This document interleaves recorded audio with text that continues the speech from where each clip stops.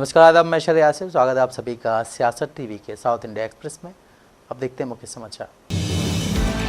तेलंगाना के मुख्यमंत्री रेवंत रेड्डी ने घोषणा की कि मौजूदा चुनौतियों के बावजूद स्थानीय निकाय चुनाव की तैयारी योजना के अनुसार चल रही है। आज आयोजित जूम मीटिंग के दौरान पीसीसी प्रमुख महेश कुमार गौड़ ने स्थानीय चुनाव और नामांकन प्रक्रियाओं के संबंध में पार्टी नेताओं के लिए निर्देशों की रूपरेखा तैयार की। मुख्यमंत्री ने बैठक में भाग लिया और खुलासा किया है कि एमपीटीसी और जेडपीटीसी के लिए नामांकन प्रक्रिया का पहला चरण आज शुरू हुआ। उन्होंने विभिन्न जिलों के प्रभारी मंत्रियों से निर्धारित आरक्षण अनुपात के मुताबिक उम्मीदवारों को अंतिम रूप देने के लिए प्रमुख नेताओं के साथ संपर्क करने का आग्रह किया। रेड्डी ने नामांकन प्रक्रिया के लिए पर्याप्त समय समर्पित करने के महत्व पर जोर दिया और पीसीसी की कानूनी टीम को जमीनी स्तर पर नामांकन आवेदनों के लिए एक मॉडल प्रारूप प्रदान करने का निर्देश दिया है।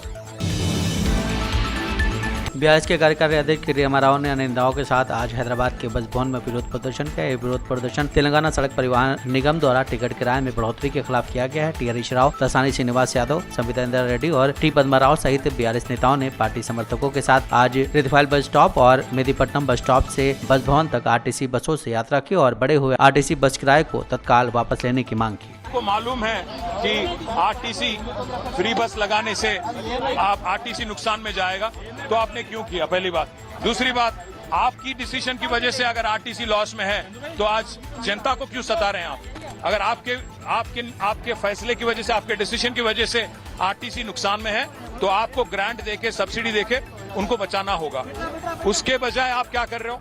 आप सीधा के आज आवाम पे ये बोझ डाल के उनकी कमर तोड़ने की कोशिश कर रहे हो और आरटीसी को प्राइवेटाइज करने का एक साजिश भी कर रहे हो। इसके हम मुखालिफत करते हैं, इसका विरोध करते हैं और डिमांड कर रहे हैं बस भवन में हमारे आरटीसी एमडी से कि आप रोल बैक करिए, गवर्नमेंट को बताइए 600 अगर करोड़ देना है हर महीना दीजिए आरटीसी को और आरटीसी को बचाइए, प्राइवेटाइज नहीं करिए और जनता की कमर नहीं तोड़िए। बस यही डिमांड है।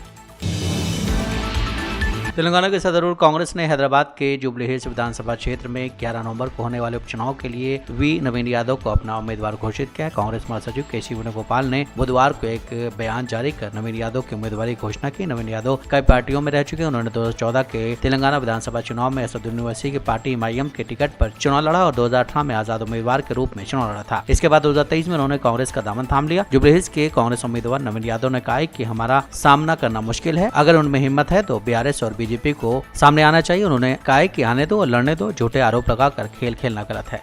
वो इंक्वायरी चलता, फॉल्स एलिगेशन नवीन यादव से फेस करना मुश्किल है लोगों को। अगर दम है तो आ जाओ, बोलो बीआरएस, आ जाओ बोलो केटीआर को आके लड़ो, बोलो KTR and BJP, let them come before the election and fight. ये फॉल्स एलिगेशन लगा के ब्लेम करना गलत है। ये एक बीसी कम्युनिटी, एक बीसी नौजवान को जब कांग्रेस पार्टी मौका दे जा रही, इन लोग को बर्दाश्त नहीं हो रहा।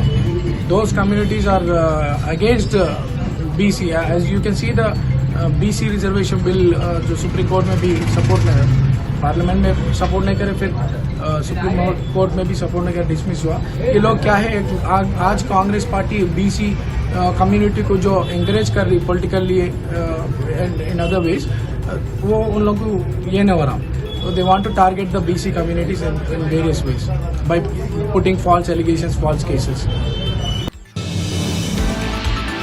भाजपा सांसद रघुनंदन राव ने आरोप लगाया कि कांग्रेस और एमआईएम एक ही सिक्के के दो पहलू। उनका दावा है कि डार्क पैक की वजह से एमआईएम जुबली हिल्स उपचुनाव नहीं लड़ रही है। रघुनंदन राव ने सवाल किया है कि एमआईएम, जिसने पहले तेलंगाना विधानसभा चुनाव में 9 सीटों पर चुनाव लड़ा था और आगामी बिहार चुनाव में 30 सीटों पर चुनाव लड़ने की योजना बना रही है, पार्टी के पारंपरिक गढ़ हैदराबाद के एक निर्वाचन क्षेत्र जुबली हिल्स में चुनाव लड़ने से क्यों बच रही है। उन्होंने कांग्रेस सरकार पर जुबली हिल्स निर्वाचन क्षेत्र में कब्रिस्तानों के लिए जल्दबाजी में अनुमति देने का आरोप लगाया। उनके मुताबिक ये कुछ सीटों पर सीधे चुनावी मुकाबले से बचने के लिए कांग्रेस और एमआईएम के बीच समझौते को दर्शाता है। बीआरएस के विधायक टी हरीश राव ने आज फ्रीडम ऑफ स्पीच पर कांग्रेस पर सवाल उठाया, क्योंकि उन्हें टीजीएसआरटीसी की बस किराया बढ़ोतरी के खिलाफ विरोध प्रदर्शन से पहले घर में नजरबंद कर दिया गया था। तेलंगाना के पूर्व स्वास्थ्य मंत्री ने एक्स को संबोधित किया और इस कदम पर कांग्रेस सरकार की आलोचना की है। उन्होंने एक्स को संबोधित किया और कहा है कि क्या इसी तरह कांग्रेस संविधान बचाने का दावा करती है। विरोध का अधिकार, जो भारत के संविधान द्वारा मौलिक अधिकार है, उसमें गंभीर रूप से कटौती कर दी गई। सिद्दीपेट विधायक ने कहा है कि संविधान के अनुच्छेद 19 और 21 नागरिकों को भाषण और अभिव्यक्ति की आजादी और जीवन और व्यक्तिगत आजादी का अधिकार देता है। रेवंत रेड्डी सरकार पिछले 20 महीने में 5 बार आरटीसी का चार्जेस बढ़ाए। एक तरफ महिलाओं को फ्री बोलते हैं, दूसरे तरफ पुरुषों को डबल टिकट मार रहे। अब इसमें देने का क्या है? घर में बीवी को फ्री बोले, हस्बैंड को आप डबल टिकट ले रहे, फिर इसमें कुछ फायदा क्या है? आप एक बार फेस्टिवल के नाम पे डबल टिकट, डबल चार्जेस ले रहे और टोल गेट के ऊपर चार्जेस बढ़ाए हैं, राउंड फिगर के नाम पे चार्जेस बढ़ाए, बच्चों का और एम्प्लॉइज का जो मंथली पास होता है उसका 400 रुपये बढ़ाए। आज हैदराबाद में 50% आरटीसी चार्जेस बढ़ाए। अभी मैं मेहदीपट्टनम में आरटीसी बस चढ़ के आरटीसी क्रॉस रोड आया। कल तक 30 रुपया टिकट था, आज 40 रुपया कर दिया। सुबह 10 रुपये, शाम पे 10 रुपये, रोजाना 20 रुपया बढ़ गया। बोले तो महीने में 600 रुपया ऊपर गिर रहा। अब छोटे छोटे 12,000 13,000 में महीने में नौकरी करने वाले को महीने में 600 रुपया बढ़ गए तो वो कैसा जी सकता है? आरटीसी आज प्राइवेटाइजेशन करने के लिए रेवंत रेड्डी सरकार काम कर रहा। परसों जुबली बस स्टैंड और हैदराबाद सिटी के बस स्टैंड को हड़कों में लगा के 1500 करोड़ रुपया लोन लाए।